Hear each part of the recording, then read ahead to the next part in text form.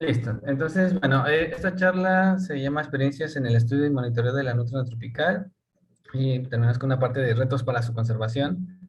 Y pues trabajamos en México y en algunas partes también colaboramos con partes de Colombia y por ahí El Salvador, en otros países, ¿verdad? Entonces el contenido de la charla va encaminado a,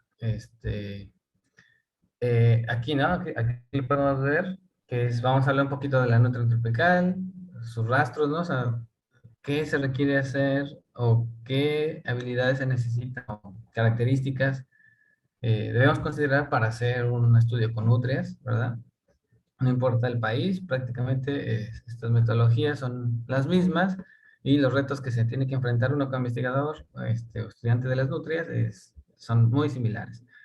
Luego un poco de su problemática, de por qué es importante estudiar esta especie y conservarla, y pues qué retos no nos enfrentamos para llegar a su conservación en un futuro. Entonces, la nutria tropical, la Caudis, es una especie semiacuática. Déjenles pongo aquí un curserito. Eh, es una especie semiacuática. Esto quiere decir que vive tanto en tierra como en agua. Requiere de las dos características. eh, Porque muchos tienen la creencia, escuchan nutria y pues se imaginan a la nutria felina, a la nutria que ustedes tienen por allá que está en el mar, o la nutria marina del norte de Norteamérica, en la cual es prácticamente una especie acuática, ¿no? Solo sale a tierra muy pocas veces y a tener sus crías y ya, siempre están en el agua. Pero estas no, estas tienen mitad y mitad, ¿no? Tanto en agua como en tierra. Requieren de las dos partes del hábitat para poder estar presentes, ¿no? Es una dieta piscívora principalmente, pero se le considera también oportunista, ya que es una especie que también puede comer diferentes ítems o diferentes elementos, como crustáceos, puede comer reptiles, puede comer aves, ¿no? Alguna garza, un pato por ahí, se puede comer también pequeños roedores, anfibios, ¿no? Lo que agarre la nutria. Pero principalmente su dieta, más del 80% está compuesta por peces y crustáceos, ¿no? Como camarones de río, cangrejos de río. Es una especie biomonitora, o se le considera como biomonitora de los ecosistemas acuáticos continentales. Esto quiere decir que por medio del estudio de esta especie podemos inferir o podemos saber qué está pasando en su ambiente. O sea, si hay contaminantes, cuál es el estado fisiológico de la especie, qué lo está afectando, la calidad del agua, disponibilidad de presas, etcétera, ¿no? Por medio del estudio del otro podemos ver estas variables del ambiente. Y además se puede utilizar como una especie sombrilla, que es importante, ya que es una especie que también se le considera como el depredador tope de estos ecosistemas. Entonces, si protegemos a la nutria, pues vamos a proteger a su hábitat y con ello a las otras especies que ahí habitan, ¿no?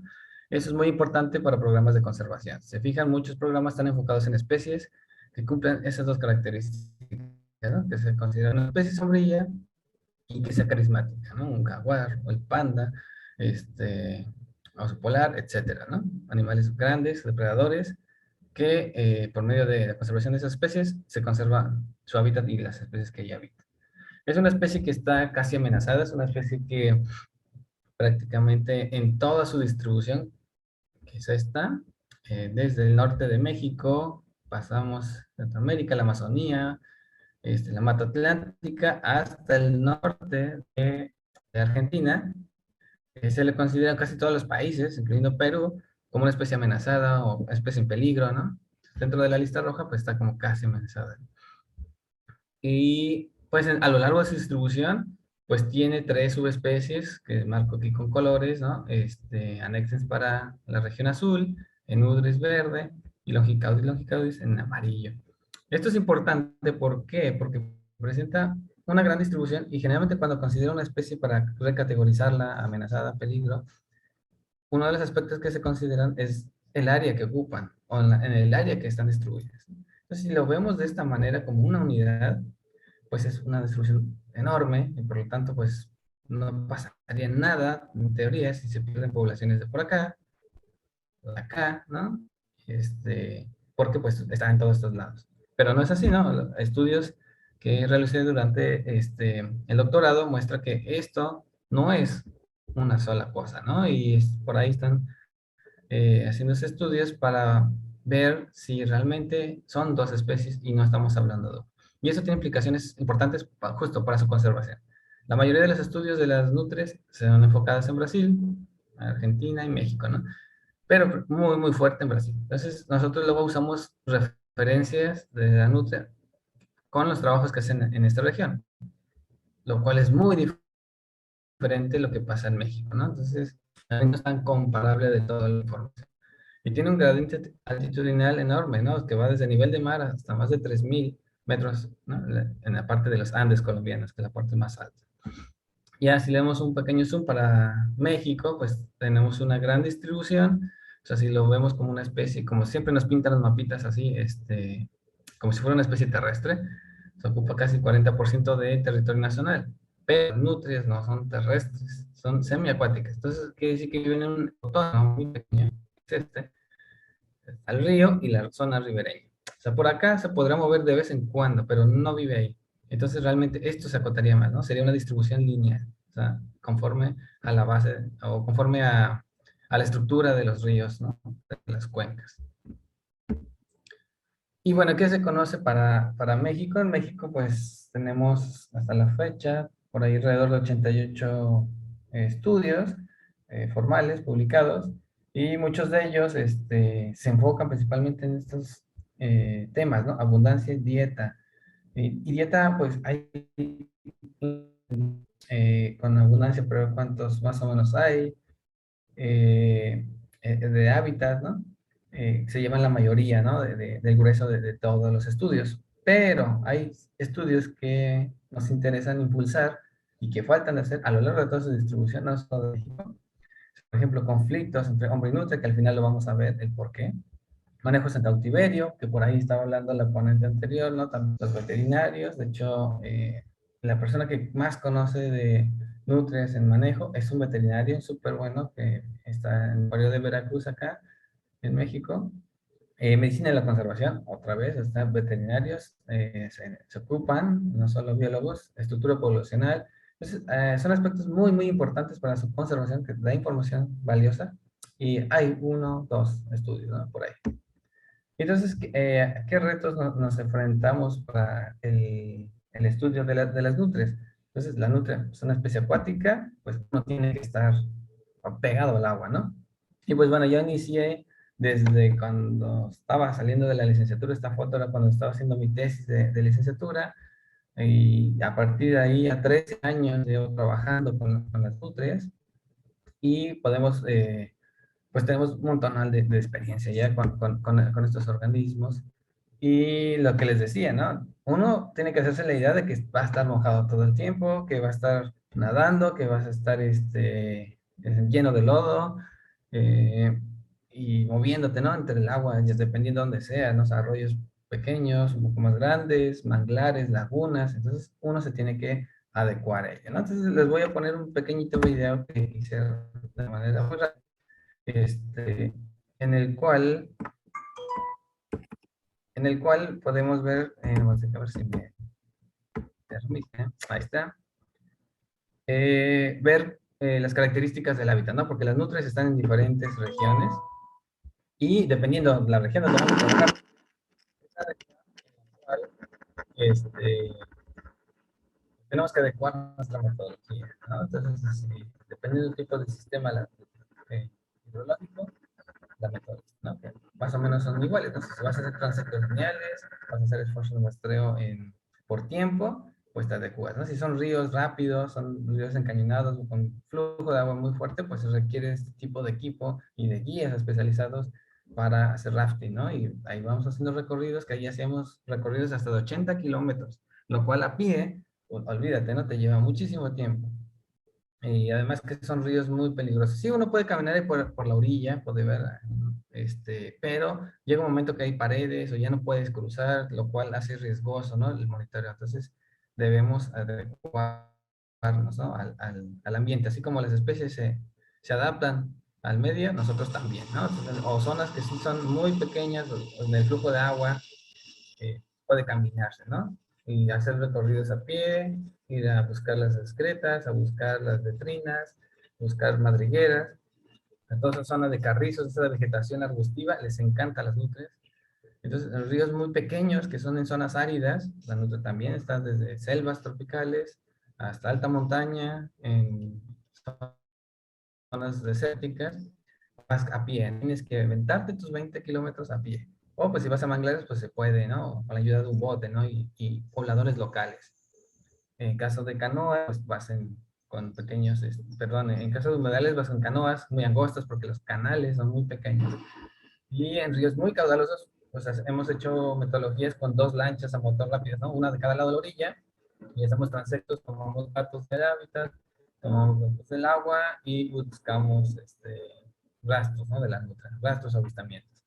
Pues donde llegamos al sitio, pues ya levantamos muestras que pueden ser aplicadas para ADN, para cuestiones de fisiología, cuestiones de dieta, cuestiones de marcaje, comportamiento, eh, estructura de sexos, por ejemplo, ¿no? Entonces, mucha información y todo georreferenciado, ¿no?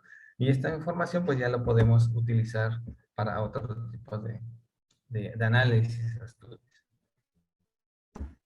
Y bueno, desde estos 13 años que hemos trabajado con las nutrias, hemos formado reuniones en la cual con expertos, incluso aquí está Marcelo Reigans, que es como el especialista de la especie en la IUCN, de la ontológica de ICCL, ¿no? Entonces se le invitó, el brasileño, a hacer la primera reunión, ¿no? de nutriólogos o de personas que se dedican a las nutrias en México, ¿no? En el 2014, por ahí. Después hemos hecho simposios igual de nutrias, reuniones académicas, con la finalidad de impulsar, ¿no? El interés de la gente hacia las nutrias, porque somos muy pocos. O sea, aquí vemos muchos en la foto, pero no todos al final se terminan dedicando a la nutria o han hecho uno que otro estudio, ¿no? Pero realmente que nos dediquemos mucho a la nutria, somos pocos a nivel mundial. Y entonces, pues actualmente tenemos varios proyectos, tesistas trabajando, ¿no? En la región de la península, en la frontera, aquí en El Salvador, unas chicas acá trabajando hábitat en Colombia, ¿no? Diferentes ONGs en las cuales, y acuarios con los cuales nos apoyamos y colaboramos para hacer diferentes estudios, ¿no? Pero pues, ¿cómo se hacen estos estudios? Entonces, para empezar, acá en México, pues, está protegida por las leyes nacionales, y es un delito, pues, matar nutrias, tener nutrias en cautiverio. También se le considera como una especie prioritaria, lo cual es importante porque puedes acceder o puede haber fondos para este tipo de especies prioritarias y hacer proyectos. Y bueno, en México, de todos los estudios que les mencionaba, se tiene como un promedio de abundancias, ¿no? De 0.027 a 3.1 individuos por kilómetros. O sea, la media es como 0.5. Esto, si lo traduces en ríos, quiere decir que si en 2 kilómetros, 2,5 kilómetros de río, puede haber una nutria, ¿no? Más o menos algo de ese modo en el país, ¿no? Y tiene una tendencia de declive poblacional. También tenemos otra evidencia de trabajos genéticos que se han hecho en regiones de las cuencas del centro del país, las cuales, pues, ¿qué está pasando, no? Con hacer genética de la conservación. Las nutrias se mueven entre las cuencas o no. Entonces, lo que nos muestra los valores de este estudio, que se hizo hace poco, que tenemos muy pocas nutrias, 1.2 individuos, ¿no? En un área de 8,000 kilómetros cuadrados, que es esta región, hay un aproximado de 259 individuos, ¿no? Es un área muy grande, ¿eh? Es un área muy grande y son números bajos, ¿no? Y tienen una diversidad genética también, no es alta. Entonces, compromete en la conservación de la especie a corto o a largo plazo, ¿no? Y también se ve, pueden ver muy bien, los simbolitos representan a qué grupo genético corresponde cada cuenca, ¿no? Entonces, aquí están los azules, luego acá están los verdes y acá están amarillos y naranjas. O sea, se ve una estructura genética, ¿no? Quiere decir que no se mueven tanto entre una cuenca y otra. Eso es muy importante porque hay que mantener qué sitios, por dónde se están moviendo los individuos y mantener una población y no se empiece a fragmentar y la diversidad genética se va para abajo. La diversidad genética, si se pierde, se tarda años, muchas generaciones para recuperar esa diversidad. Se puede perder de manera muy fácil en cualquier especie y recuperarse tarda mucho tiempo.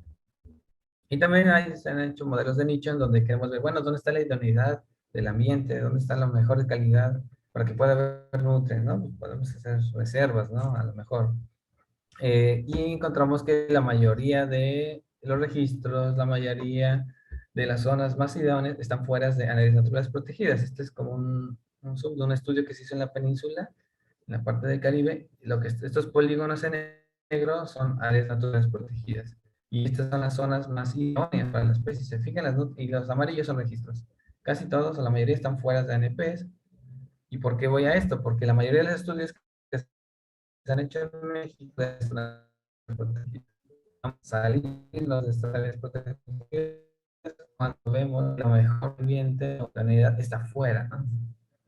Aquí podemos ver de las más de 115 áreas protegidas que hay, cubren más del 10% del territorio nacional. El 3% de las áreas tiene el 77, no hay nutrias, ¿no? Y no se han hecho estudios.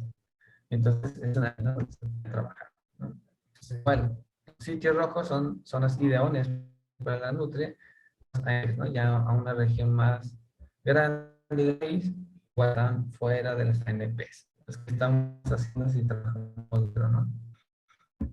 ¿Y qué problemas tiene? Bueno, es una especie, a pesar de que tiene una gran presión, porque nuestras actividades se enfocan en los sistemas acuáticos, todos, aves, agricultura, tiene una gran presión. Aún así es muy versátil y puede tolerar ciertas cosas, actividades humanas, lo cual es lo que aún hay entre, ¿no? Ya no en diferentes lugares. Y de hecho se nota donde poblaciones. Entonces, ¿qué problemas importantes? La reducción del hábitat, ¿no? Contaminación, cambio de flujos, disminución del fluido de agua en los ríos, eso de pesca, que es muy importante y casi no. La presión que tiene la sobrepesca, las marcas de pesca artesanal sobre la nutria, ¿no? Y la cacería, que ya no es tanto, pero aún mantiene, y captura de nutrias como mascotas, que no es a lo mejor muy fuerte, pero sí es de mi interés evaluar este tipo de amenazas. Todas estas amenazas, el resultado es pérdida de poblaciones locales. Tenemos, o hemos visto en casi todos los lugares que hay una percepción negativa hacia la nutria, es decir, que no la quieren, la ven como una especie nociva, y un desinterés en la conservación. O sea, no conocen ni siquiera que hay nutrias a veces en sus comunidades, entonces, por obvio, no van a hacer programas de conservación. Entonces, ¿qué retos tenemos que enfrentarnos? Como está aquí la imagen de alcanzar el pescado, en nuestro caso, la conservación de la nutria. Pues primero, consideremos siempre, o consideren, si ustedes piensan hacer estudios con nutrias, el hábitat, ¿no? O sea, ¿qué es un hábitat? El hábitat donde están son las cuencas.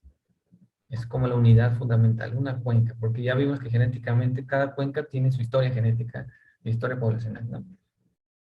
Entonces podemos agarrar una cuenca. Y ahora, ¿qué parte de la cuenca? Porque la parte alta, ven, son flujos pequeños, encañonados. Si te vas a la parte media, tiene más flujo el agua, no está tan encañonado. Y si te vas a la llanura costera, es otra historia, ¿no? Tanto en peces, climas y la topografía.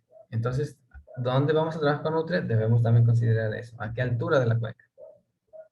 Y los ríos son un ambiente sumamente cambiante. Llega temporada de lluvias, crecen. Esta foto es la misma que esta, es el mismo sitio. Durante lluvias, durante secas. Vean qué cambio tan drástico. Es la misma esta. Aquí pueden ver la vía del tren. Es durante las secas, durante las inundaciones. Entonces la nutria también se afecta, ¿no? Con estas grandes crecientes. Y lo vemos en valores de abundancia, donde durante las épocas secas de mayo y junio acá, que casi no llueve, tenemos abundancias altas. Y cuando viene la zona de la época de lluvias, pues baja, ¿no? Casi la mitad. Y después tiene una tendencia de recuperarse, ¿no? O sea, fluctúa esta abundancia de nutrias entre secas y lluvias. Entonces, pues es importante y saber a dónde se van las nutrias, porque no se mueren, ¿no? Es que se van a otros afluentes. Entonces, durante lluvias se recomienda trabajar en afluentes, no en el río principal. Además, es peligroso también. Bueno, y principales actividades productivas, agropecuarias, que mencionaba, se centran en las cuencas, ¿no? O sea, aparte de que es un ambiente muy agreste, un ambiente muy cambiante, de manera natural, además estamos nosotros, que también modificamos este ambiente, lo cual mete mayor presión, factores de cambio al hábitat de la nutria, en que también se deben considerar. Y un aspecto, otra amenaza que me interesa mucho, que ahora estamos abordando un poco más, es el conflicto, ¿no? de productores, pescadores con la nutria, ¿no? ¿Qué se requiere para que exista un problema de una especie nociva? No importa la especie. Tenemos una especie problema que está dañando a una especie de interés, en este caso es una trucha, y que afecta a una actividad productiva o a un productor o a una persona. Entonces, esos son los tres ingredientes que tenemos, ¿no? Para que dé como resultado un conflicto. Y lo hay, ¿no? Con la nutria. Por ejemplo, tenemos cosas o factores que influyen en esta eh, amenaza, como la sobrepesca. Obviamente, si las nutrias no tienen peces de manera natural en el río, pues van a tener que meterse a los estanques, ¿no? ¿Cómo son los estanques? ¿Dónde están ubicados? También influye si hay o no hay conflicto o la magnitud y la desinformación de los productores sobre la nutria. O sea, lo ven como un animal malo y cuando el ser humano considera algo malo, saben, ¿no? O intuyen cuál es el remedio, ¿no? Que toman. Entonces aquí en la estrategia global de conservación de nutrias que se hizo con todos los expertos de nutrias, muchas veces aparecía ese conflicto, ¿no? Es algo que ya se está abordando mucho a nivel mundial, y lo cual es bueno, ¿no? Entonces, porque tenemos escenarios como este, que es una parte de montañas, tenemos el río, aquí donde hay nutrias, el hábitat de la nutria, y aquí, pegadito, a nivel de piso, tenemos los estanques de truchas. Este río está sumamente sobreexplotado, pues casi no hay peces. Entonces, la nutria, pues que tiene ahí un efecto buffet, ¿no? Tienes ahí la mesa servida, pues obvio se van a meter y van a consumir. Y acá está, ¿no? la casita del productor. Y obviamente le afecta al productor, porque el productor, en este caso, pues ellos invierten en los alevines, en alimento, y son pérdidas económicas de la empresa. Entonces, la solución para ellos siempre es matarla, ¿no? O la mayoría de las veces es matar a la especie. Incluso algunos saben que es una especie protegida, pero aún así tenemos estos resultados, ¿no? Que me han mandado estas fotos, o yo las he visto, ya cuando me hablan ya las mataron. Por aquí que encontramos que lo tenían otro productor. Entonces, sí es una amenaza, ¿no? Creciente y que no se ha evaluado en muchos lugares, ¿no? De su distribución. Y pues se les da alternativas, ¿no? Se les enseña, vamos a poner cámaras trampa a ver si realmente la nutria es la que se come los peces. A veces ni siquiera la nutria eran otros animales o el vecino.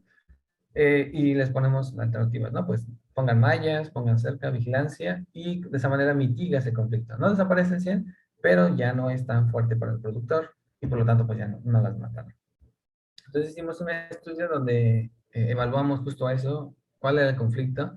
Les preguntamos a los productores que si había tenido conflicto o problemas con nosotros, ¿no? 49 decía que no, 49% que no. Pero aquí el 51%, si lo sumamos, es de que tienen actualmente o hubo en algún momento. Entonces, más de la mitad, un poquito más de la mitad o la mitad de conflicto, ¿no? Entonces, es un dato importante. Y les preguntábamos, bueno, ¿qué solución le dan a que las nutrias se vengan a sus estanques? El 33% mencionaba que las mataban, el 18% que las atrapaban, que para mí eso es atraparlas, es sinónimo de matarlas, solo que no te lo dicen. Estos datos están sesgados porque no todos te dicen la verdad, ¿no? Miedo a que las vas a denunciar o una multa, etcétera. Entonces hay que tener cuidado con los resultados de entrevistas, ¿no? A comunidades locales o personas. Pero es un valor bastante alto, ¿no? Cómo lo perciben, cuál es su solución, ¿no? Después de darles charlas, ponerles mallas, cercarles, ¿no? Como aquí, volvimos a preguntarles 3 meses después y vimos que cambió, ¿no? Drásticamente su respuesta de cómo o cuál es la solución para evitar la depredación de peces por parte de la nutria. Y por ahí todavía algunos sí decían matándolas, ¿no? Ya no vas a cambiar el 100%, pero el cambio es importante. Y bueno, las comunidades locales también es una oportunidad muy importante, es una oportunidad importante, perdón, donde nosotros hemos trabajado con comunidades locales en estos diferentes sitios del país, en el cual capacitamos a la gente local para enriquecer el conocimiento sobre la nutria y que ellos también puedan hacer sus monitoreos, ¿no? Participativos.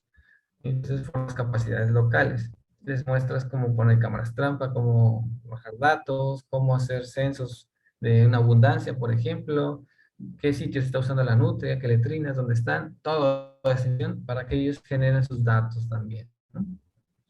Y les interesa, ¿no? Todos estos son productores de truchas y tenían conflictos. Y al final son los que ahora ya dicen que pues, las van a proteger, ¿no? Porque al final de cuentas ellos son los que protegen a la nutria y no uno, porque uno ni siquiera vive ahí, uno no tiene problema. Entonces ellos deciden si la matan o no la matan. Entonces es clave para proyectos de conservación de cualquier especie, incluyes a la comunidad local.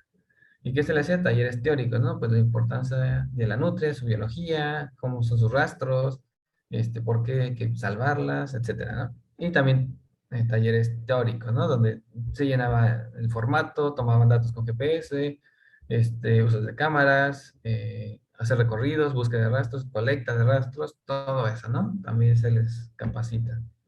Y pues gracias a esos trabajos que llevamos años haciéndolo, pues fui invitado por estas dos organizaciones a nivel mundial, en el cual trabajan con nutrias, en este caso esta, que es en Escocia, trabajan a nivel global, ¿no? Con la conservación de nutrias, y a ellos les interesa mucho lo mismo que les acabo de mencionar, ¿no? Las comunidades locales, incluirlas, ¿no? Entonces, fuimos a Guyana a hacer un taller para proteger tanto nutria gigante que tienen ahí, al igual que en Perú, y la nutria tropical, ¿no?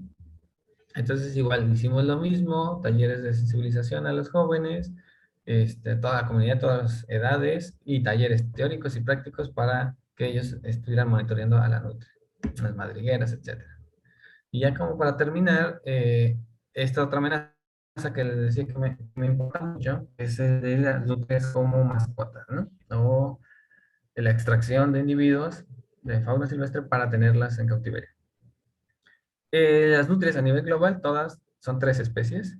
Todas a excepción de una está protegida por las CITES. Eso quiere decir que no se puede comercializar individuos o los subproductos del organismo, ¿no? Como piel, ¿no? Grasa, lo que tú quieras.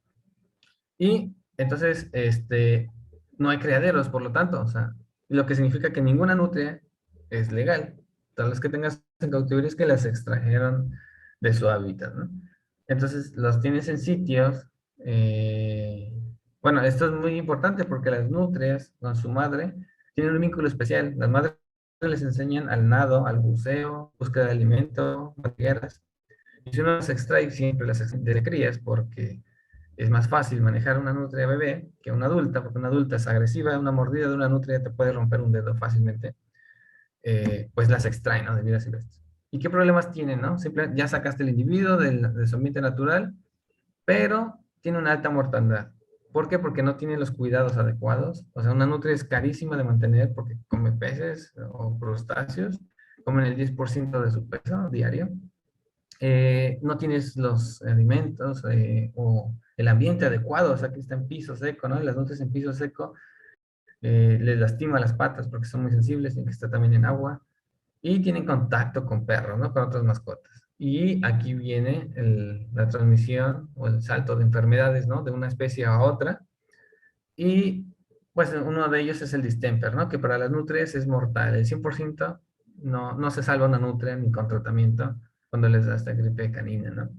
Y el problema también es que cuando las nutrias en cautiverio se empiezan a enfermar, pero la gente no lo sabe qué tiene. Está bien triste, deja de comer, ¿no?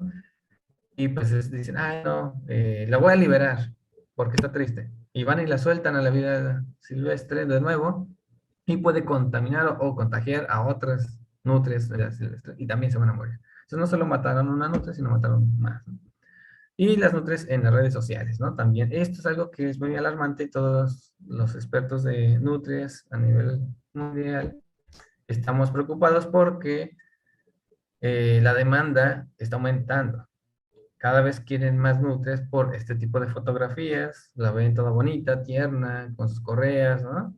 Pero no conocen el trasfondo, ¿no? De lo que les expliqué, de dónde vienen esas nutrias y qué les va a pasar, ¿no? Entonces, cada vez, como hay más comparten este tipo de información, me contactan, ¿no? De que dónde puedo comprar una nutria, cuánto cuesta, etcétera, ¿no? O ya conseguí mi nutria, ¿qué le puedo dar de comer porque se está poniendo flaca, ¿no? Entonces, cosas así, que dices, pues no, la gente no es una mascota, o sea, no es un animal domesticado, no está hecho para vivir con el ser humano, ¿no?